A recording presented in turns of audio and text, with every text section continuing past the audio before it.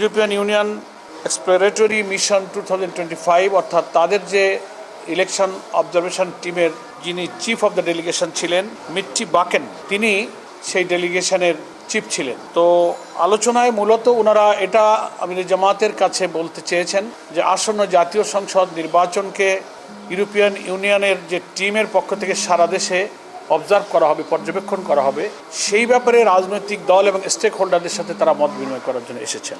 এবং 7 সদস্যের একটা ডেলিগেশন তারা বাংলাদেশে এসেছেন। বিভিন্ন রাজনৈতিক দল এবং স্টেক হোল্ডারের সঙ্গে ওনারা মত বিনিময় করছেন। প্রথমেই আমির জামাত যে অসুস্থতার পর, অপারেশনের পরে সুস্থ হয়ে তিনি এই সাক্ষাতে এসেছেন, সেই শারীরিক খোঁজ খবর তিনি নিয়েছেন এবং আমির জামাতকে দেখে ওনারা অত্যন্ত সন্তুষ্ট এবং সন্তোষ প্রকাশ করেছেন যে তিনি এখন ভালো আছেন এবং তিনি কাজের জন্য ফিট হয়েছেন শারীরিকভাবে। এ ব্যাপারে আমির জামাতকে তারা ধন্যবাদ জানিয়েছেন। 2008 সাল থেকে ইউরোপিয়ান ইউনিয়নের পক্ষ থেকে এদেশের ইলেকশনগুলো বিশেষভাবে মনিটর করা হচ্ছে, সেই ইতিহাস ওনারা তুলে ধরেছেন। এবং বাংলাদেশের পক্ষ থেকে ইউরোপিয়ান ইউনিয়নের এই ইলেকশন অবজারভেশন টিমকে দাওয়াত দেওয়া হয়েছে। ওনারা বাংলাদেশের 64টি জেলায় আগামী নির্বাচনে পর্যবেক্ষণ করতে চান। আমির জামাত প্রশ্ন করেছেন, আপনারা কি সারা দেশে কিভাবে অবজার্ভ করবেন? ওনারা বলেছেন যে আমরা প্রত্যেকটি জেলায় একজন প্রতিনিধি পাঠাবো আর একটা টিম সব জায়গায় তারা মুভ করবেন। এভাবেই ওনারা করবেন এবং নির্বাচনের পর তাদের ইলেকশন অবজারভেশনের ব্যাপারে ডিটেলস খুঁটিনাটি একটা রিপোর্ট তারা জাতির সামনে, দেশবাসীর সামনে পেশ করবেন। এবং ওনারা বলেছেন যে আমরা নির্বাচন পর্যবেক্ষণের ক্ষেত্রে আমরা প্রফেশনালিজম, তারপর হচ্ছে একেবারে নিউট্রাল এবং ফ্রি ফেয়ার ইলেকশনের জন্য আমরা পেশাদারিত্বের সঙ্গে এই নির্বাচনগুলো পর্যবেক্ষণ করব। এবং আমির জামাত বলেছেন যে শুধু আপনারা ইলেকশন অবজারভেশন করবেন এটা আমরা চাই না, আমাদের নির্বাচন সুষ্ঠু, গ্রহণযোগ্য, নিরপেক্ষ করার জন্য প্রয়োজনীয় টেকনিক্যাল সাপোর্ট আপনারা দেবেন, কারিগরি সহযোগিতা যেন আপনারা দিতে পারেন, সেটাও আমির জামাত এই ডেলিগেশনের কাছে তারা অনুরোধ জানিয়েছেন। প্রসঙ্গক্রমে বাংলাদেশে গণতন্ত্রের চর্চার প্রসঙ্গ আলোচনায় এসেছে। আমির জামাত অত্যন্ত স্বস্তির সাথে বলেছেন যে আমরা এদেশের গণতান্ত্রিক পদ্ধতি, নিয়মতান্ত্রিক পদ্ধতিতে বিশ্বাসী এবং জামাত ইসলামী নির্বাচনমুখী দল, আমাদের দলের মধ্যে গণতন্ত্রের চর্চা আছে। আমি বুঝি নির্মাণের শিল্প, সালাম স্টিল বোঝে ডিউরেবিলিটি। সালাম স্টিল, মোস্ট ডিউরেবল স্টিল। নির্দিষ্ট মেয়াদে আমাদের দলের আমির নির্বাচন হয়, প্রত্যেকটি টায়ারে নির্বাচন হয়। এটা বলতে গিয়ে আমির জামাত বলেছেন যে আমাদের দলের আমিরের মেয়াদ, টেনিউরটা এবারই শেষ হচ্ছে, আগামী অক্টোবর থেকে আমাদের আমির নির্বাচনের ইলেকট্রাল প্রসেস শুরু হচ্ছে। এটা বুঝিয়ে উনি এটা বলতে চেয়েছেন যে আমরা দেশেও গণতন্ত্র চাই, আমাদের দলের মধ্যে গণতান্ত্রিক চর্চাটা বিদ্যমান আছে। তারা জানতে চেয়েছে জামাত ইসলামী নির্বাচনে প্রার্থী বাছাই প্রক্রিয়া কিভাবে করে, আপনারা কতটা করেছেন। সেটা আমাদের যে নির্দিষ্ট পদ্ধতি আছে যে আমরা একেবারে দলের গ্রাসরুট থেকে মতামত নিয়েছে যে আমরা একদিকে দলের ভেতরে গ্রহণযোগ্যতা, আবার পাবলিকের কাছে গ্রহণযোগ্যতা, দুইটাকে মিলিয়ে প্রার্থী বাছাই করি। এই প্রার্থী সিলেকশনের সিস্টেম সম্পর্কে আমির জামাত তাদেরকে অবহিত করেছেন। প্রবাসীদের ভোট সম্পর্কে, ভোটাধিকার প্রয়োগের পদ্ধতি সম্পর্কে ওনারা জানতে চেয়েছেন।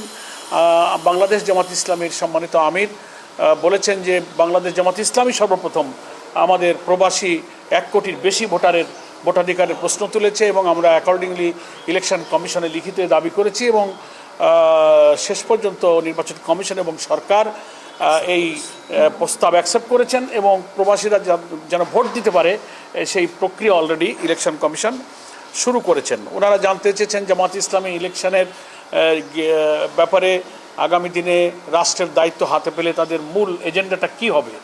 আমির জামাত 3টা কথা বলেছেন। আমরা এদেশের শিক্ষা ব্যবস্থাকে নৈতিকতা, মোরালিটি, উৎপাদনমুখী, টেকনিক্যাল, কারিগরি, দক্ষতা, বৈষয়িক, মানবিক সব দিক থেকে একটা নাগরিক যোগ্য হতে পারে এমন শিক্ষা ব্যবস্থা আমরা প্রোভাইড করব। আমরা করাপশন ফ্রি সোসাইটি, সমাজের সর্বস্তরে দুর্নীতি চেপে বসেছে, আমাদের হাতে রাষ্ট্রের দায়িত্ব আসলে আমরা দুর্নীতিমুক্ত একটা সমাজ গড়ব। আর আমির জামাত বলেছেন যে সোশ্যাল জাস্টিস, সামাজিক ন্যায় বিচারের দারুণ সংকট আমাদের এই সমাজে।